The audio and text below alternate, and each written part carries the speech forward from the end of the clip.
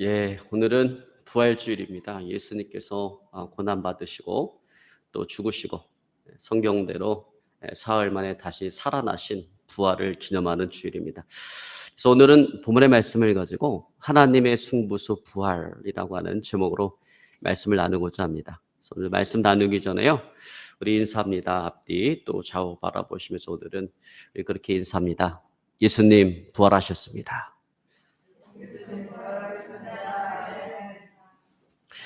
아멘. 여러분, 기독교가 다른 종교와 근본적으로 다른 그 차이점이 있다라고 한다면 그것은 바로 부활입니다. 여러분, 세상의 종교는 죽음으로 끝이 나지만 기독교의 끝은 죽음이 아니라 부활로 끝이 난다라고 하는 거예요. 그래서 나를 위해서 고난당하시고 죽으셨다가 부활하신 그 주님을, 그 예수님을 나의 주와 그리스도로 영접하고 구원받은 하나님의 자녀들은 부활의 첫 열매가 되신 그 예수님을 본받아서 우리도 주님과 같은 부활의 몸을 입고 영원한 천국에 입성하게 되어질 것입니다. 여러분 믿으시기를 주여 축원합니다. 그래서 초대교회로부터 모든 믿음의 사람들, 모든 그리스도인들은 임종을 맞을 때 부활을 꿈꾸며 부활을 소망하며 기쁨으로 그 죽음을 맞았던 거예요.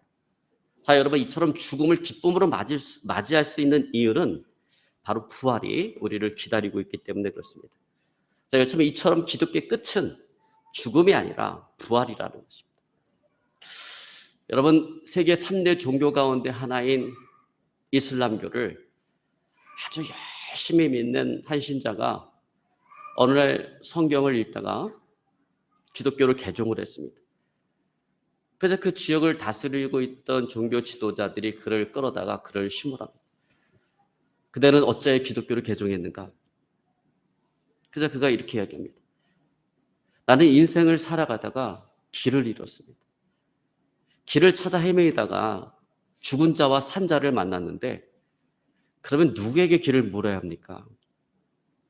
그러니까 그를 심으라는 종교 지도자가 아주 가볍게 대답을 했습니다. 그래, 당연히 산 자에게 물어야지. 그가 이렇게 대답했습니다. 그렇습니다. 그래서 나는 죽었다가 부활하시고 지금도 살아계신 그 예수님께 길을 묻기로 했습니다. 마호메트는 죽었기 때문에 더 이상 길을 물을 수가 없습니다. 라고 했더라는 거예요. 자, 여러분, 이처럼 이슬람교의 끝도 죽음이라는 거예요.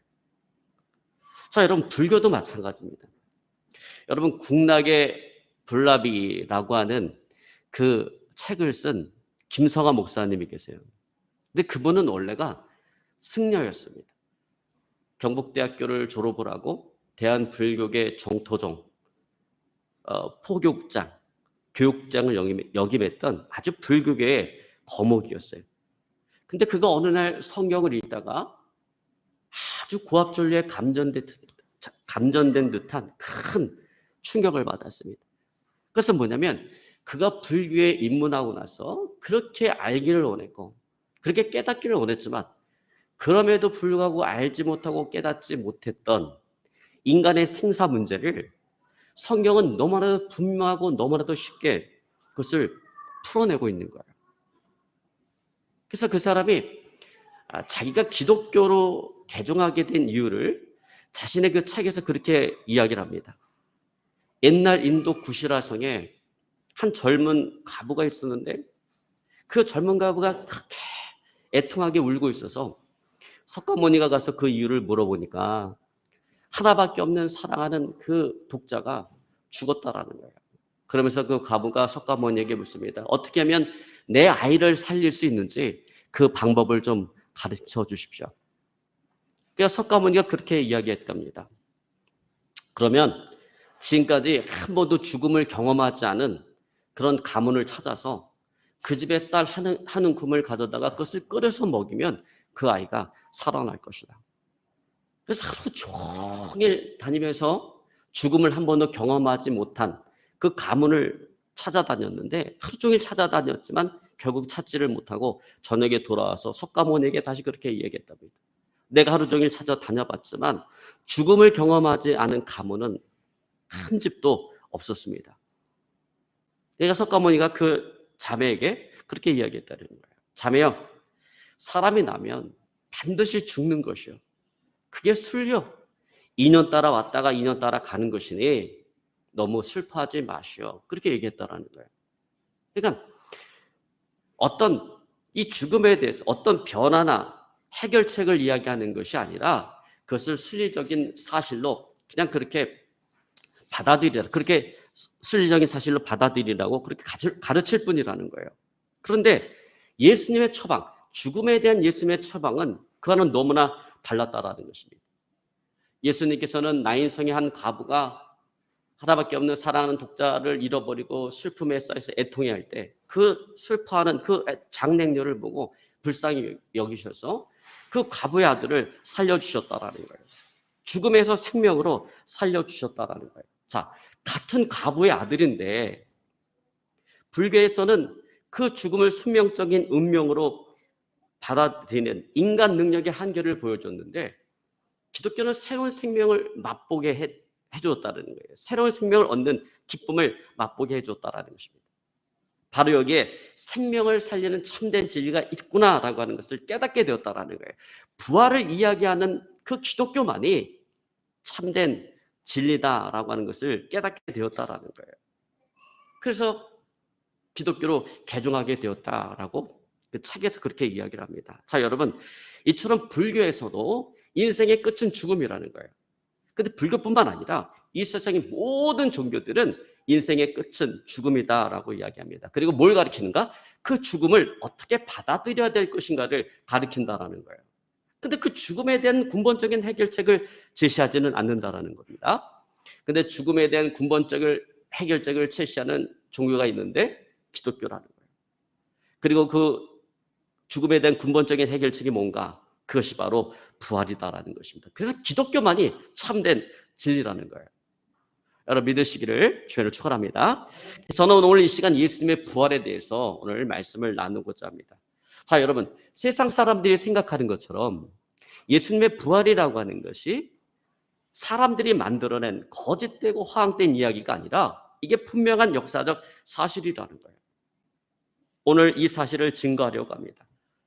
여러분, 이 사실을 증거하는 것은 대단히 중요한 문제예요. 왜냐하면 우리가 믿는 기독교의 모든 진리라고 하는 것은 이 부활에서부터 시작되어지기 때문에 그렇습니다.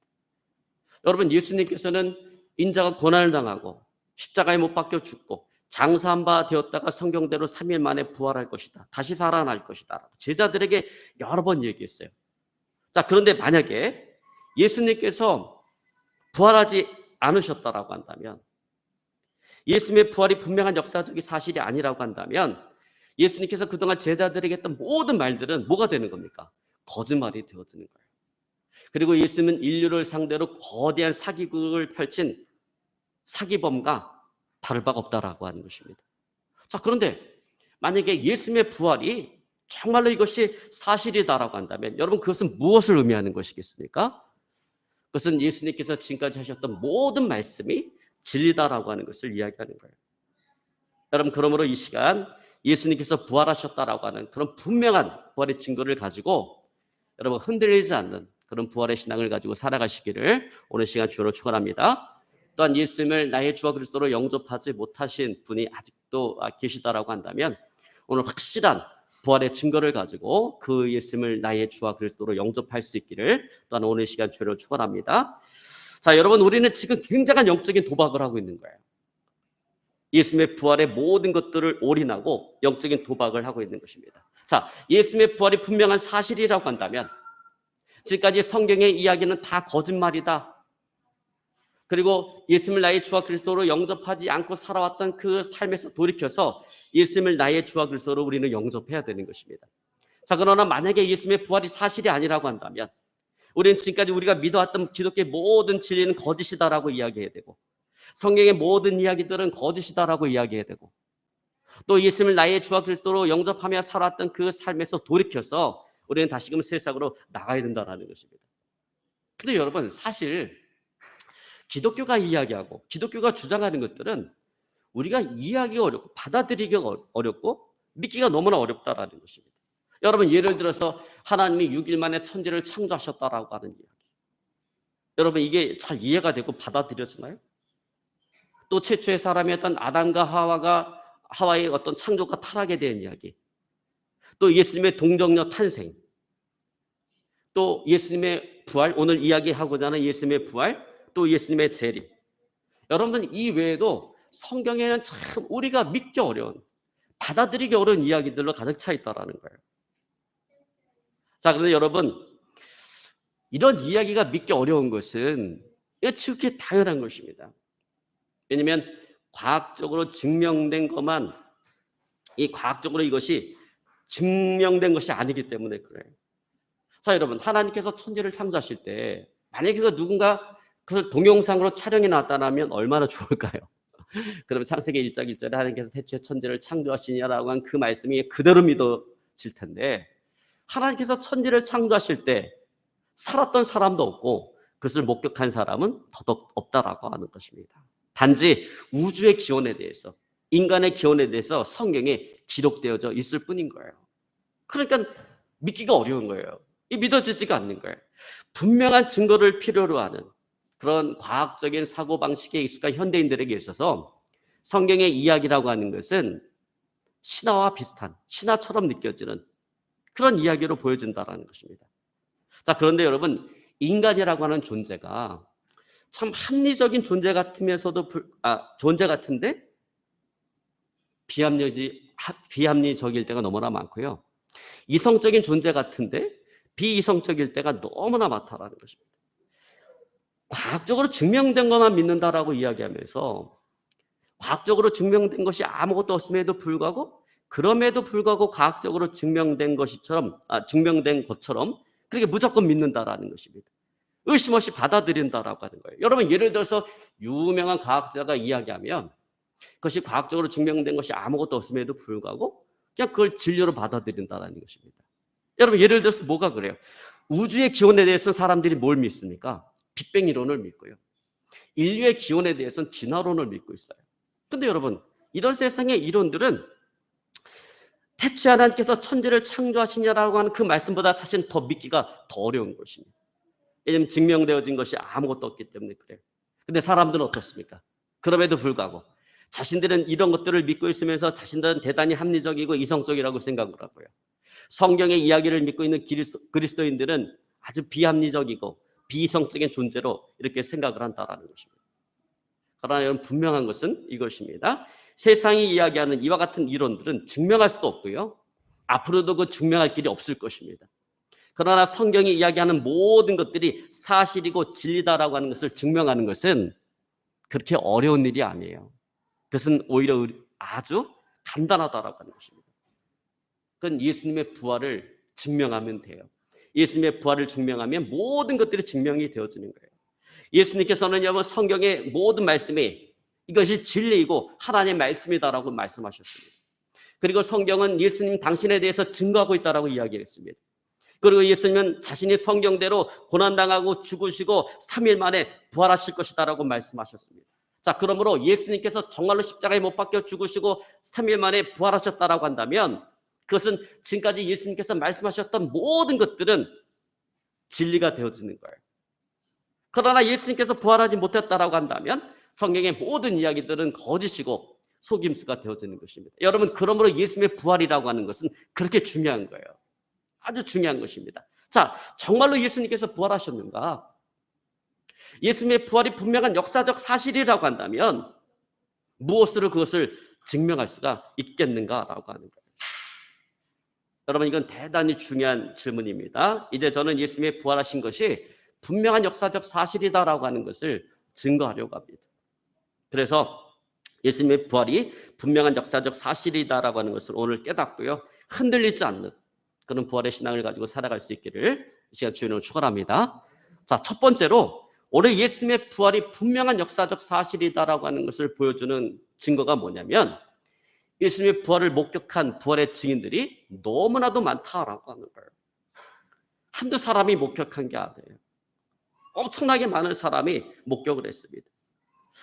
여러분, 이 시간 이 고린도전서, 사도 바울이 고린도전서를 쓸 때 부활장이라고 불리우는 고린도전서 15장에 보면 바울이 예수님의 부활에 대해서 이야기하면서 그 부활을 목격한 사람들을 나열을 합니다.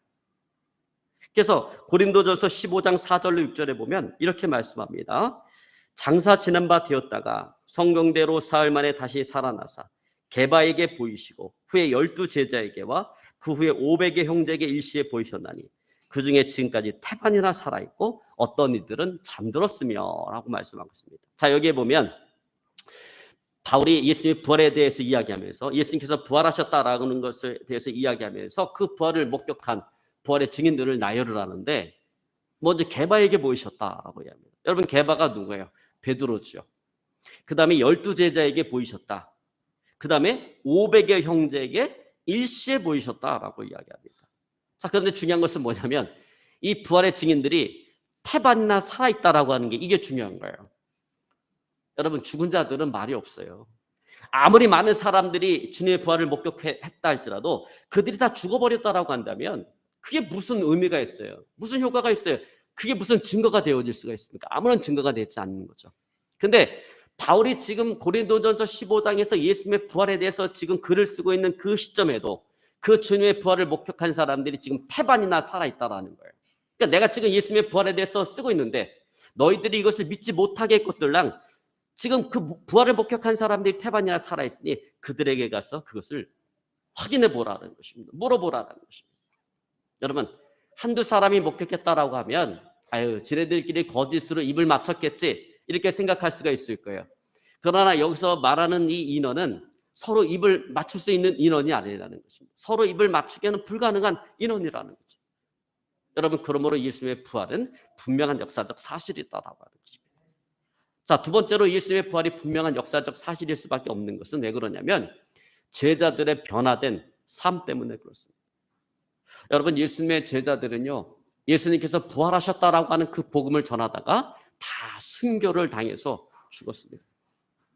베드로는 로마에서 복음을 전하다가 십자가에 거꾸로 못 박혀 순교했습니다. 예수님을 모른다고 3번씩이나 부인했던 내가 어떻게 예수님과 똑같이 십자가에 못 박힐 수가 있겠는가? 나를 거꾸로 십자가에 못 박아 주시오. 그래서 베드로는 거꾸로 십자가에 못 박혀 죽었습니다. 또 예수님의 동생 야고보는 복음을 전하다가 돌에 맞아서 순교를 했습니다. 사도 바울은 복음을 전하다가 목베임을 당해서 순교를 했습니다. 도마는 인도에 가서 복음을 전하다가 창에 찔려 순교를 당했습니다. 자, 여러분, 만약에 예수님의 부활이 분명한 역사적 사실이 아니라고 한다면, 예수님의 제자들이 주님의 부활을 목격하지 못했다라고 한다면 누가 자기의 생명을 내던지면서까지 예수님의 이 부활의 복음을 증거하려고 했겠는가라고 하는 거예요. 만약에 정말 예수님께서 죽어서 부활하지 않았는데 제자들이 거짓으로 이 거짓된 부활 신앙을 만들어냈다라고 한다면, 아니 자기가 만들어낸 거짓 신앙을 위해서 목숨을 바칠 사람이 누가 있겠는가라고 하는 것입니다. 여러분, 그러므로 오늘 제자들의 변화된 삶, 자기의 생명까지 들여가면서 예수님의 부활을 증거했다라고 하는 것은 무슨 얘기입니까? 그것은 예수님의 부활이 분명한 역사적 사실이다라고 하는 것을 오늘 우리에게 보여주고 있다라고 하는 것입니다. 자, 세 번째로 예수님의 부활이 분명한 역사적 사실일 수밖에 없는 증거는 뭐냐면 그건 원수들의 증거입니다. 즉 예수님의 부활을 부인하고 주님께서 부활하지 않았다라고 이야기하는 그 사람들의 증거 때문에 그렇다라는 거예요. 여러분, 예수님의 처형에는 당시에 강대국이었던 로마의 공권력과 유대 종교 지도자들이 개입이 되어졌습니다.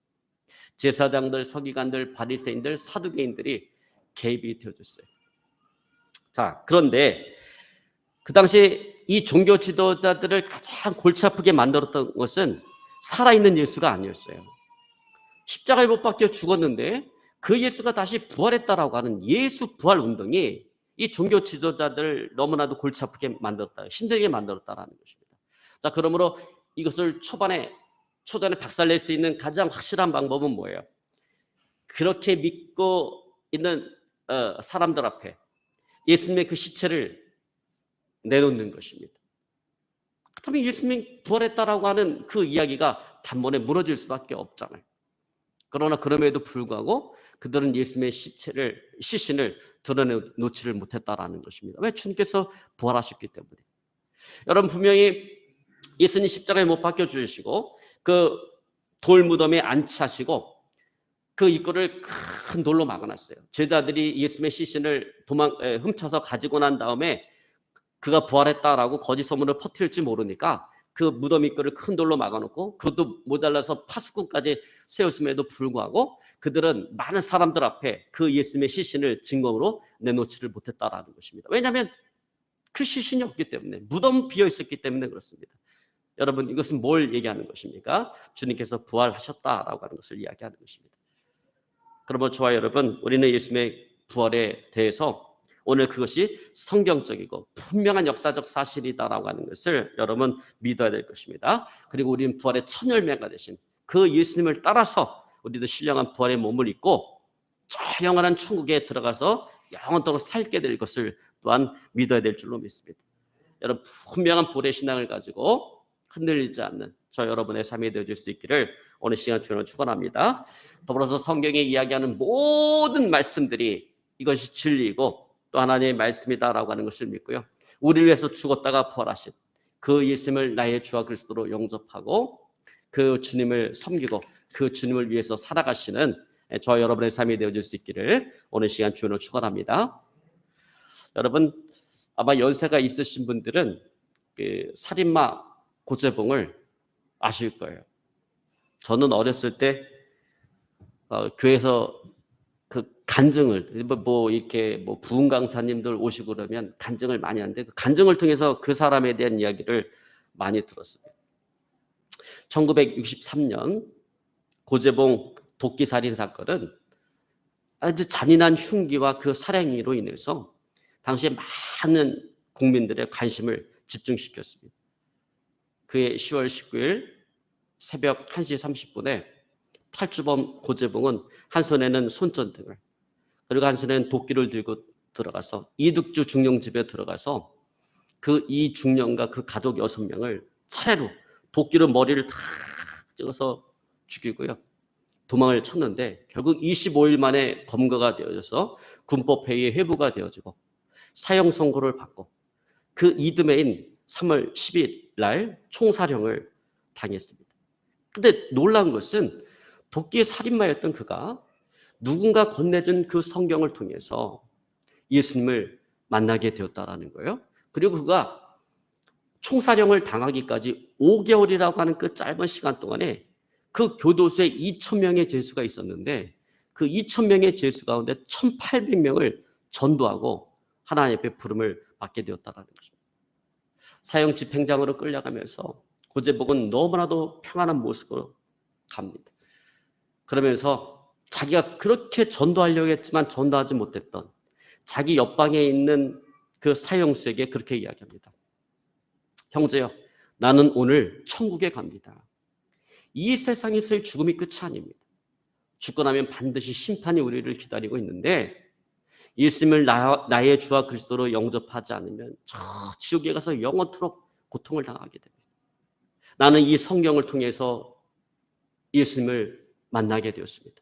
내 이 소중한 성경을 당신에게 줄 테니 당신도 이 성경을 읽고 나를 위해서 죽으시고 부활하신 그 예수님을 만났으면 좋겠습니다. 그러자 그가 시찰구로 그 성경을 밖에서 손을 내밀 때 고재봉이 그 손을 탁 잡고 기도합니다. 하나님, 이 형제를 불쌍히 여겨주십시오. 나같이 죽어 마땅한 이 죄인도 구원해 주신 하나님, 이 형제가 지옥 가지 않도록 구원해 주십시오. 이 성경을 통해서 나를 위해서 죽으시고 부활하신 그 예수님을 주와 그리스도로 영접할 수 있도록 그를 붙잡아 주십시오.